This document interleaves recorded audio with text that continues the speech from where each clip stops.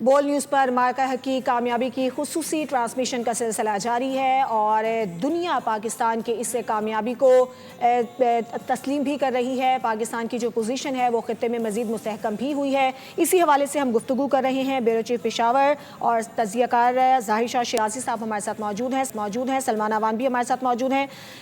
ظاہر شاہ بتائیے گا، بڑی اہم کامیابی مارکہ حق کی جس کا 1 سال مکمل ہو گیا ہے، کس طرح سے سیلیبریٹ کیا جا رہا ہے؟ پشاور میں عوام کا جوش و جذبہ کیسا ہے؟ بہت بہت شکریہ۔ میرے خیال میں نہ صرف پشاور بلکہ قبائلی علاقے اور ہمارا جتنا ناردرن پاکستان ہے وہ ان کے لیے شاید ایک بہت بڑا جشن کا دن ہے۔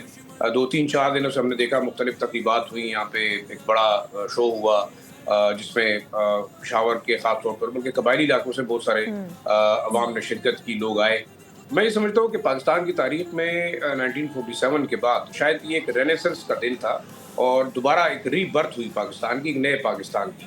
اور پچھلے 70 سالوں میں جو ہم سمجھتے رہے کہ پاکستان کو جس طریقے سے ہندوستان اور اس کے جو ہاسٹائل الائز تھے وہ مختلف طریقے سے ڈیمونائز کرتے رہے ہیں، اس کا ایک ٹیررسٹ فیس دنیا کو بتانے کی کوشش کرتے رہے ہیں، ہمیشہ پاکستان کو آئسولیٹ کرنے کی کوشش کی گئی۔ جیسے ہم اگر سارک ممالک کی تنظیم کو دیکھیں یا آپ جو دوسری ایشیائی ممالک کی تنظیمیں دیکھیں، اس میں پاکستان کو ٹوٹلی نیوٹرلائز کرنے کی کوشش کی۔ پھر آپ سپورٹس میں دیکھیں، دوسری چیزوں کے اندر دیکھیں، تو اوورآل ہندوستان اس 9 مئی سے پہلے اپنے آپ کو اس خطے کا ایک بہت بڑی طاقت سمجھتا تھا۔ وہ اپنے آپ کو ایک ایشین ٹائیگر سمجھتا تھا، ایک اکنامک اور پیس اسٹیبلائزر سمجھتا تھا، لیکن صرف 4 گھنٹے کی مارکہ حق کی ریسپانس نے جو ہے وہ ہندوستان کی اس تمام مت کو شٹر کر دیا۔ اور وہ لوگ جو کہ ہندوستان کو اس خطے کے اندر ایک بڑی طاقت جو ہے وہ بنانے کی کوشش کر رہے تھے، اسے permanent United nation security council کی ممبرشپ دینے کی بات کر رہے تھے، اسے وہ چائنا کے خلاف اور رشیا کے خلاف کھڑا کرنے کے لیے ایک بہت بڑا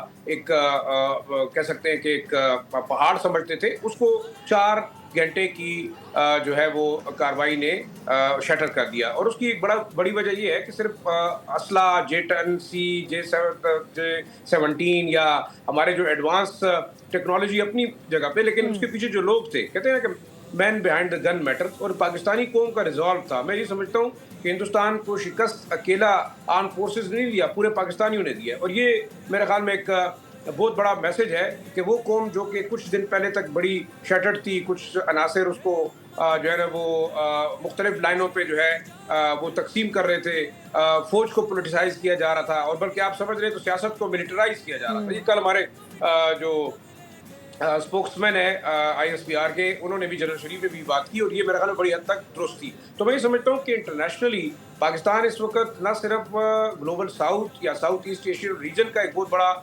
ملک بن گیا، بلکہ آپ سمجھ رہے ہیں کہ اس وقت جو ایران اسرائیل جنگ تھی، World War III پاکستان نے روکی۔ تو اس سے بڑا میرے خیال میں دنیا کے اندر پاکستان کے لیے عزت کا مقام نہیں ہوگا کہ آج دنیا کی جو سب سے بڑی سپر پاورز ہیں، امریکہ ہے، وہ پاکستان کے فیلڈ مارشل کی اور پرائم منسٹر کی تعریف کر رہا ہے، وہ پاکستان کے رول کو ایکنالج کر رہا ہے، وہ پاکستان کی ہاں میں ہاں کر رہا ہے، پاکستان کی نہ میں نہ کر رہا ہے۔ رشیا اور چائنا کو دیکھیں، وہ جو ہم سمجھتے ہیں کہ کولڈ وار کے بعد نیوٹرلائز ہو کے آئسولیٹ ہو گئے تھے، وہ آج دیکھیں دے آر ایکول پاورز، اور جو ملٹی یونیپولر ورلڈ کی بات تھی وہ ختم ہونی شروع ہوئی۔ تو دنیا کی جتنی بڑی طاقتیں ہیں، 3 اس وقت ہم کہہ سکتے ہیں، اس کے علاوہ آپ یورپین ممالک کو دیکھیں، مڈل ایسٹ کو دیکھیں، تو اس سے بڑا پاکستان کے لوگوں کے لیے اعزاز نہیں ہوگا کہ پاکستان آج اپنی تاریخ کے سب سے جو ہے نا وہ اونچے درجے کے اوپر ہے۔ اکنامکلی بے شک ہمیں بڑی ابھی تک وہ کرنی ہوگی، اکانومی کو ہم نے اسٹیبلائز کرنا ہوگا، لیکن مارکہ حق کی جتنی بھی